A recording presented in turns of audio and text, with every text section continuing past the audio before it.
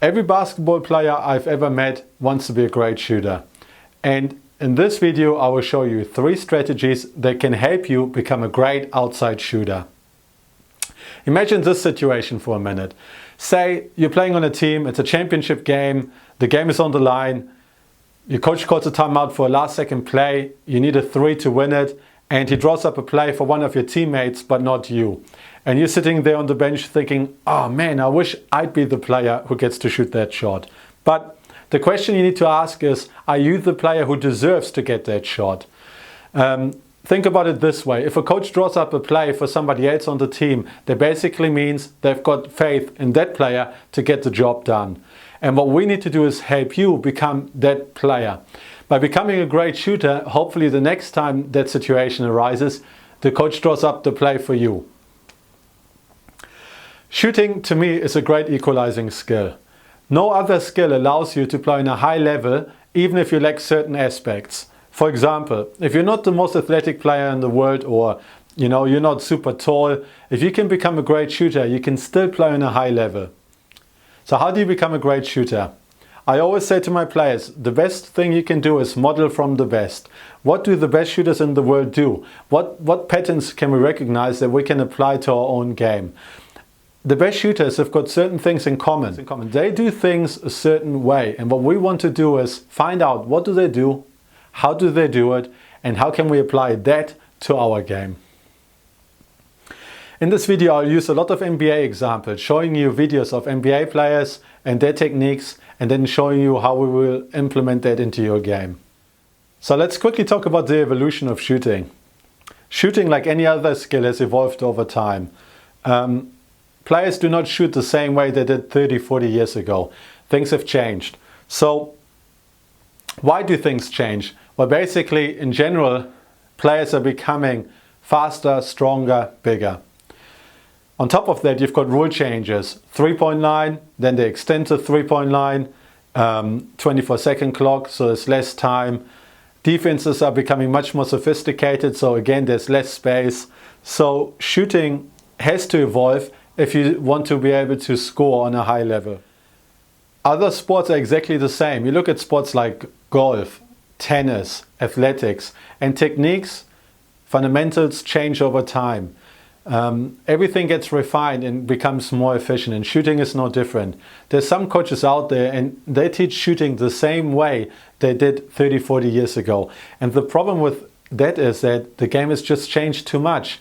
And I always say this to my players: change is inevitable, and if you're not willing to change, you are going to be left behind. What do I want you to get out of this video? Well, for starters, I want you to have an open mind.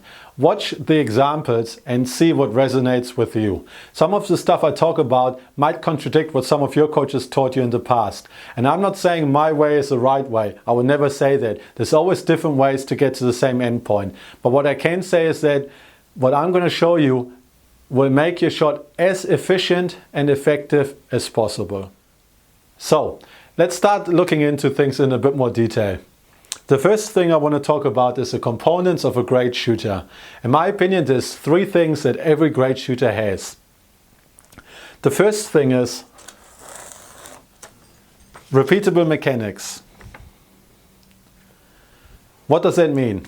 Well, basically, we want your shot to look a certain way. We want to make sure that your shot is effortless. We want to make sure that your shot is consistent. We want to make sure that your shot has got limitless range. And we want to make sure that your shot is biomechanically natural. Chris Mullin, who's one of the greatest shooters in the NBA history, had a great quote. Chris Mullin said, "There are 2 roads to becoming a good shooter. Learning correct form and making 250 to 500 shots per day, or shooting with bad form and making 2,500 to 3,000 shots per day." So what does that mean? Well, basically it means you can still become a great shooter with bad mechanics, but you have to practice probably 4 times as much as when you have good mechanics. So the first thing is we want to make sure we've got good, repeatable mechanics every time we shoot. The second thing is shot selection. Every great shooter knows what a good shot is versus a bad shot. The best shooters in the world turn down a lot of shots. Why? Because they know they might not be as open as possible. They might make an extra pass to find somebody else. They turn down a lot of shots. You need to learn what a good shot is. And a good shot is basically a shot that's uncontested, or as uncontested as possible.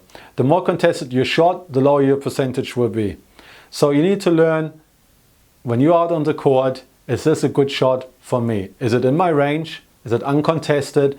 Is it the type of shot my coach wants me to take? Or is it the shot that the defense wants us to take? Once you realize that, then you can become a good shooter. If you're one of those players who's never seen a bad shot, so basically takes every shot that's available, you're never going to be a great shooter because your percentages just won't be there. Okay? So learn what a good shot is versus a bad shot. And the last thing we're going to talk about is confidence.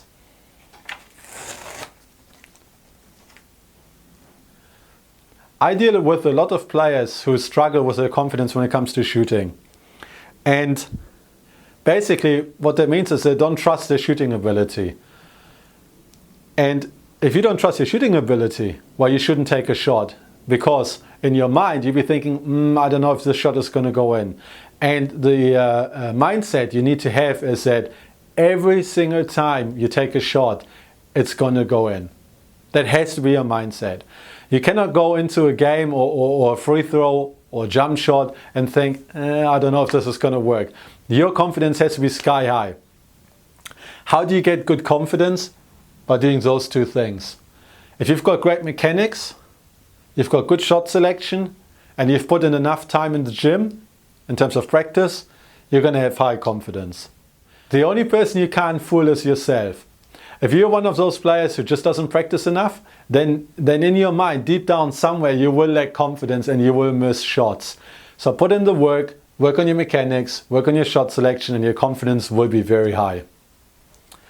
So the next thing I want to talk to you about is some basic numbers. You know, some goals, like percentages. What percentages should you shoot?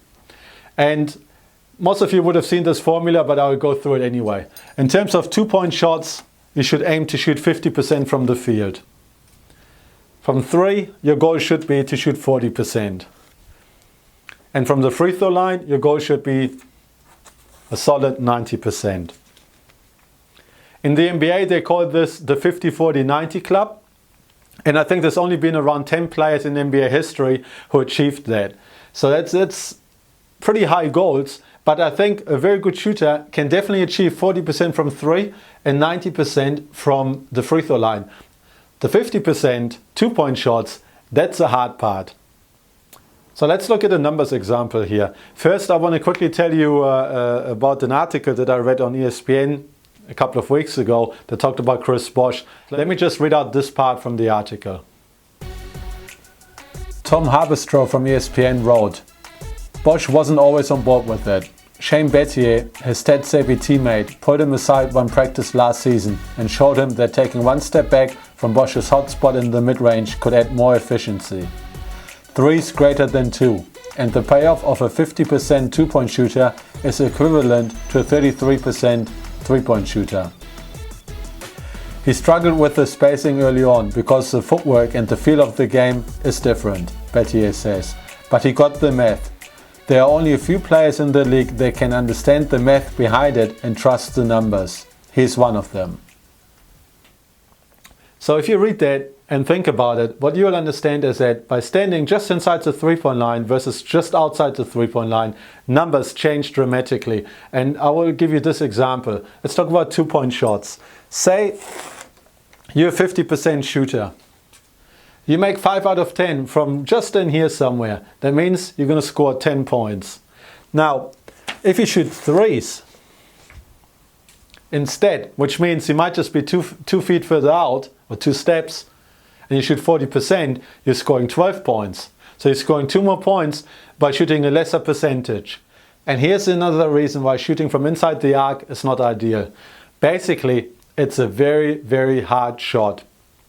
Think about it this way. The further you get to the basket, the smaller the court becomes. It shrinks. The only problem is the defenders don't shrink. They stay the same height, same athleticism.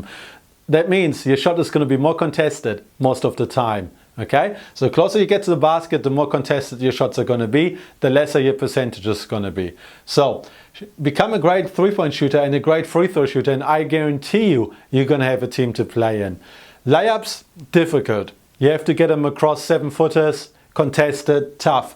Mid-range shot, those are the shots that most sophisticated defenses want you to take. So really, why would you want to take the shot that the defense wants you to get? Okay, become a great three-point shooter and you'll be on the right track. So now that we've talked about some examples and some numbers examples, and I've given you a bit of history of how the shot has changed, now I want to give you 3 strategies to really help you increase your shooting percentage. The first thing we're going to talk about is creating space. Creating space is my favorite strategy because it does not involve any change to your technique. It's basically something that, if you think about it for a little bit, you can apply to your game immediately. And the first thing we will talk about is move. You'd be surprised how many players just stand on the court without movement. There's 2 ways you can move to get a shot off. One is coming off a screen and the other one is off dribble penetration. The first one I want to look at is moving or coming off screens. Basically that involves a teammate setting a screen for you or 2 teammates setting screens for you and you coming off. To illustrate this example, I'm going to use the San Antonio Spurs offense. There's 2 plays we're going to look at. The first one is called loop, or the Spurs call it loop. Some NBA teams call it floppy, and the other play is called weak. Let's look at loop first. What you will see is that Kawhi Leonard is coming off a turnout screen or a baseline pin-out screen, whichever way you want to call it, and takes a jump shot. The problem with that shot is that his momentum is going towards the sideline, so balance is always going to be an issue. The next shot we're going to look at is out of what the Spurs call weak, which is basically the screen-to-screener action where the shooter comes off a down screen and takes a shot. Again, the problem with that shot is that his momentum is going towards halfway, so balance is the issue. Now on the flip side, let's look at movement off dribble penetration. Anytime your teammate puts the ball on the floor, you should be on the move. If your teammate starts to dribble, you should not stand still. It's very important. Why? Because you want to stretch the defense as much as possible. So for this example, we're going to look at 2 plays from Ray Allen. Ray Allen is probably one of the top 2 or 3 shooters in NBA history. And what he does exceptionally well is moving without the ball. So the first play we're going to look at is Ray Allen doing the weak side corner drift off dribble penetration. His teammate drives baseline, he flares to the corner and gets a wide open 3. In the second example, it's a strong side corner drift. Basically, LeBron James drives towards the basket, Ray Allen flares to the corner, gets an open 3-point shot. So in both examples, what Ray Allen does is, as soon as his teammates put the ball on the floor, he starts to move.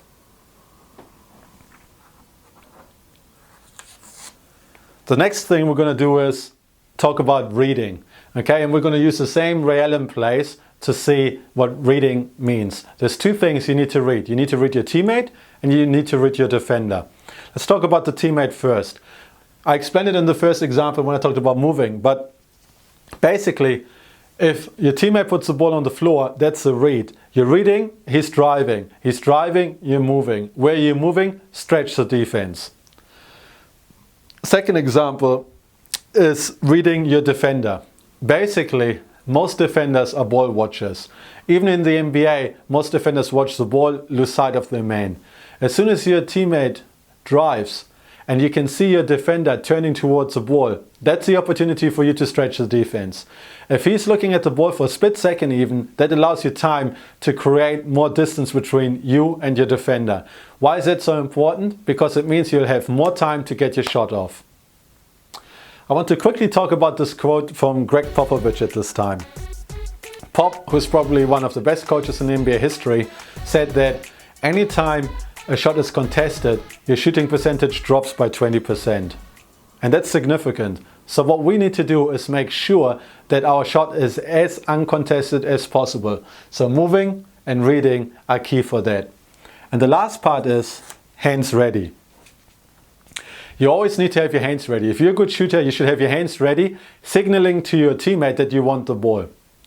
That's super important because sometimes your teammate will drive and he might not see that you actually want the ball and he might look somewhere else. Also, what that does is it puts tremendous pressure on your defender. Okay? Creating space doesn't have to be space for yourself, it could also be your teammate. If you're a good shooter and you've got your hands ready, chances are your defender doesn't want to help on dribble penetration. So he's going to stay out on you, which means it opens up a driving lane for your teammate to get a layup. And that's great as well. Okay? So always have your hands ready when your teammates drive. So the second thing we're going to talk about is creating time. Now, we talked about the Greg Popovich quote. So basically we want to make sure our shot is as quick as possible, so it's as uncontested as possible. So we want to make sure we create good time. The first thing we're going to do for that is we want to make sure we've got our feet in the air anytime we catch the ball towards the chest. Okay, so if somebody chucks us a chest pass or a push pass, we want to make sure we've got our feet in the air when we catch the ball. That's really, really important because it will make your shot much quicker. To illustrate, let's have a look at a couple of NBA players who use this strategy on a regular basis.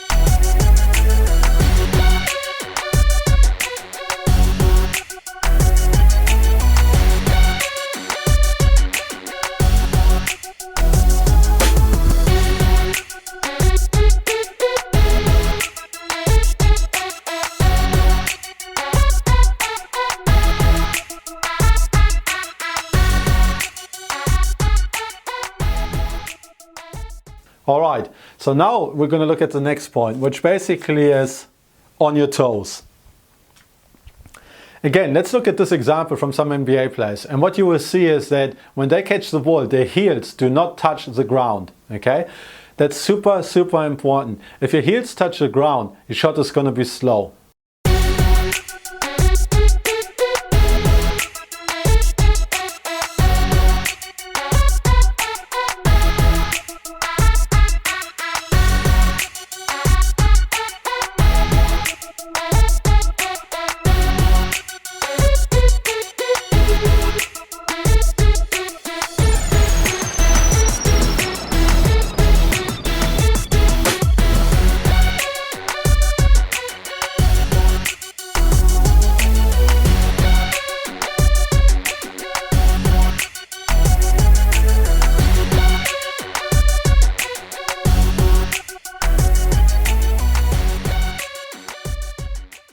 So you want to make sure you catch the ball on your toes or the balls of your feet and explode straight back up.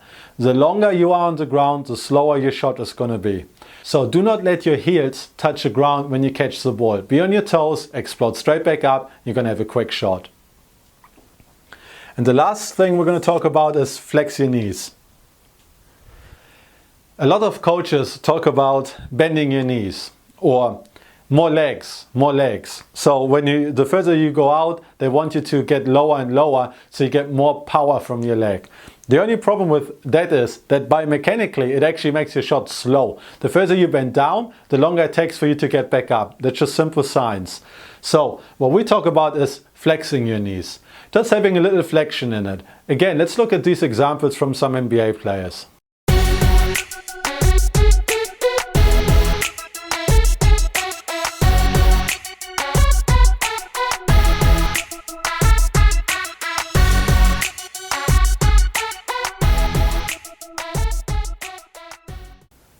Alright, and the last point we're going to talk about is creating rhythm.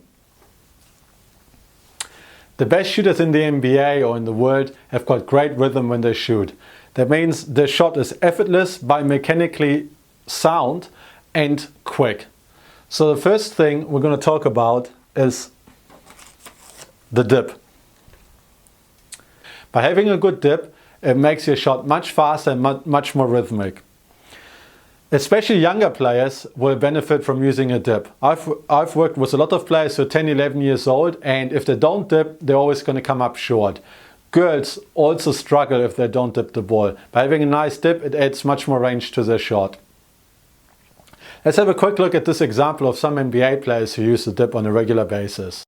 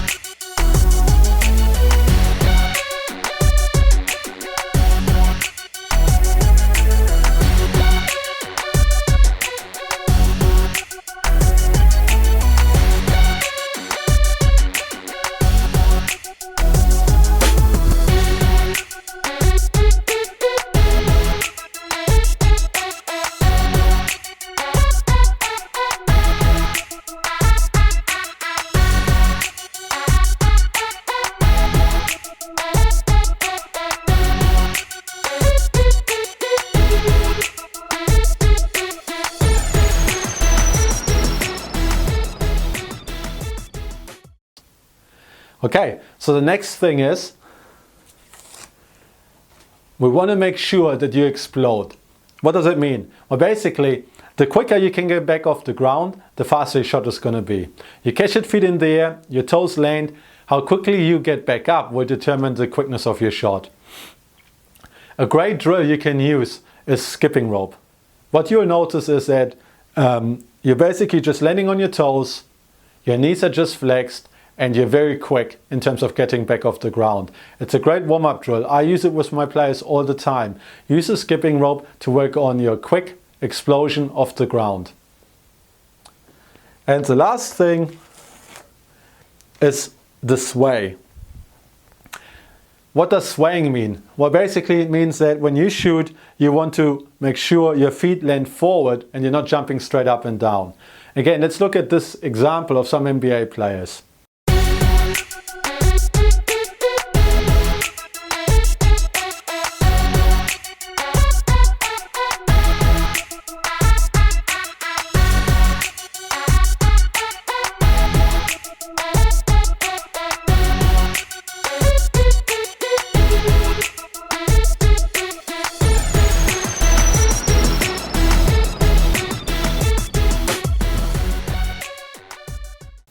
So what you noticed is that most of them land forward when they jump.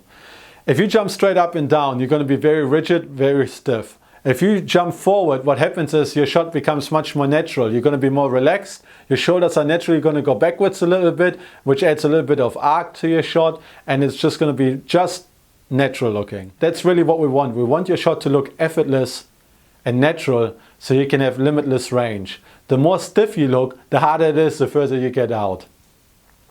So there you have it. Let's just recap quickly. The 3 strategies to help you increase your shooting percentage.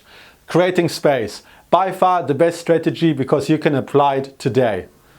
Creating time and creating rhythm. You have to fix your technique up a little bit. Anytime we do something like this, here's what you have to realize. There will be short-term pain for long-term gain. A lot of players are not willing to go through that stage, but anytime you learn or modify a skill, most likely you'll have a bit of a performance dip before it gets better. That's just natural because you're making changes and your body needs to get used to them.